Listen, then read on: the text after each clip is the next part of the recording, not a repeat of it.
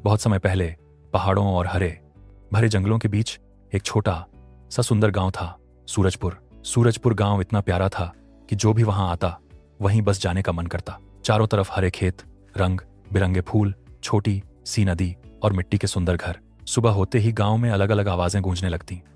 कहीं मुर्गे बांग देते, कुकड़ू कूं, कहीं बच्चे हंसते हुए स्कूल जाते, कहीं किसान खेतों में हल चलाते और कहीं औरतें आंगन में गीत गाते हुए काम करती। गांव के बीचों बीच एक बड़ा बरगद का पेड़ था। उस पेड़ के नीचे शाम को पूरा गांव इकट्ठा होता। बच्चे खेलते, बूढ़े लोग कहानियां सुनाते और सभी हंसी खुशी समय बिताते। उस गांव में एक छोटा और बहुत प्यारा लड़का रहता था, आरव। आरव बहुत होशियार था। उसे जंगल घूमना, जानवरों से दोस्ती करना और बांसुरी बजाना बहुत पसंद था। लेकिन उसकी बांसुरी कोई साधारण बांसुरी नहीं थी, वह एक जादुई बांसुरी थी। एक साधरा आरव को यह बांसुरी एक दिन जंगल में मिली थी। उस दिन जब वह जंगल में घूम रहा था तो उसे एक बूढ़ा साधु मिला। साधु ने मुस्कुराकर कहा, बेटा, यह बांसुरी तुम्हारे लिए है, लेकिन याद रखना, इसे केवल अच्छे काम के लिए ही बजाना। आरव ने सिर हिलाकर कहा, जी बाबा, मैं हमेशा अच्छे काम ही करूंगा। तभी से वह बांसुरी उसके पास थी। जब भी वह बांसुरी बजाता तो पक्षी पास आ जाते, तितलियां उड़ने लगती और हवा भी जैसे नाचने लगती।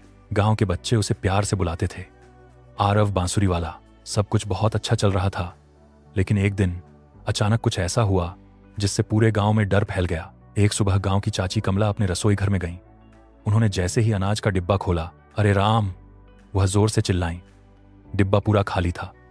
नीचे देखा तो सैकड़ों छोटे छोटे चूहे भाग रहे थे। चूहे, इतने सारे चूहे! कमला चाची की आवाज सुनकर पड़ोसी भी दौड़कर आए। लेकिन जैसे ही उन्होंने घर के अंदर देखा, सबके होश उड़ गए।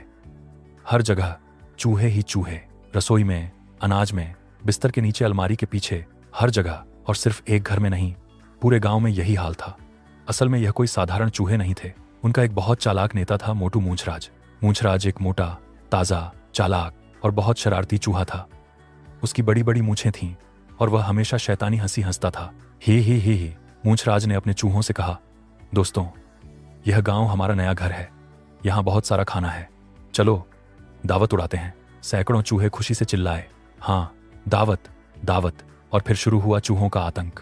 अब सूरजपुर की हालत खराब हो गई। रात को चूहे घरों में दौड़ते, दिन में अनाज खाते। बच्चे डरकर रोने लगे, किसान परेशान हो गए। गांव के सरपंच ने सभा बुलाई। बरगद के पेड़ के नीचे पूरा गांव इकट्ठा हुआ। सरपंच बोले, अगर ऐसा ही चलता रहा तो हमारा सारा अनाज खत्म हो जाएगा। दूसरा बोला, जाल लगाए, लेकिन कोई फायदा नहीं। सब लोग चिंतित थे। हासकदा सब लोग चिंतित थे। तभी भीड़ में से एक छोटी सी आवाज आई, शायद मैं मदद कर सकता हूं। सबने मुड़कर देखा। वह आरव था। उसके हाथ में उसकी जादुई बांसुरी थी। सरपंच ने पूछा, आरव बेटा, तुम क्या कर सकते हो? आरव मुस्कुराया, मैं अपनी बांसुरी बजाऊंगा। सब लोग हैरान हो गए, बांसुरी से चूहे कैसे भागेंगे? लेकिन आरव की आंखों में विश्वास था। यह कोई साधारण बांसुरी नहीं है, यह जादुई है। गांव वालों ने एक दूसरे की तरफ देखा। अब उनके पास और कोई रास्ता भी नहीं था। सरपंच बोले, ठीक है बेटा, कोशिश करके देखो। उस रात चांद पूरा गोल था।